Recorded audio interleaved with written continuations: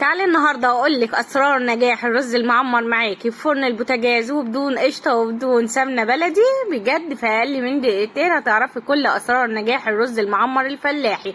عشان نعمل الرز المعمر ويطلع بالجمال واللون اللي انتوا شايفينه ده، اول حاجه عملتها كنت نقعت الرز لمده ساعه في الميه، وبعد كده بدات صفيته من ميته ونزلت بيه في الصينيه.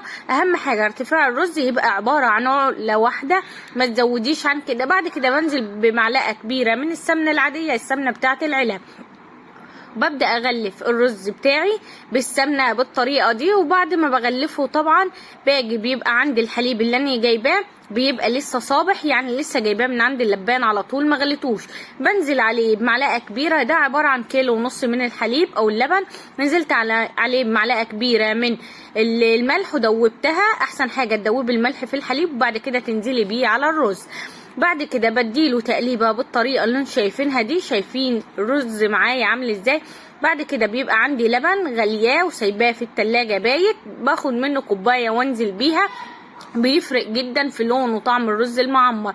وبنزل بمعلقتين من الزيت بيدي فلفله للرز. اهم حاجه معيار الرز عشان يطلع معاكي مظبوط بتبقى عبارة عن عقلة ونص فوق الرز، يعني بتحطي ايدك فوق الرز لحد مستوى ارتفاع الحليب بيبقى عقلة ونص. ببقى سخنت الفرن على اعلى درجة حرارة جامد قوي. بعد كده بدخله على الارضية شغال عليه من فوق ومن تحت على اعلى درجة حرارة. زي ما انتوا شايفين بدأ ياخد اللون. في المرحلة دي ببدأ اهدي النار من فوق على الاخر واسيبها من تحت على اعلى درجة حرارة. من وقت للتاني ببدأ ادور الصينية. زي ما انتوا شايفين البقبقه اللي فيه دي ببدأ على طول اهدي النار عليه وسط واسيبه لحد لما يتشرب اللبن ويتلدن معايا. شايفين الحروف بتاعته؟ هو ده درجة التسوية. لما بتلاقي لونها احمر بالطريقة دي بيبقى هو خد نفس درجة اللون اللي من فوق.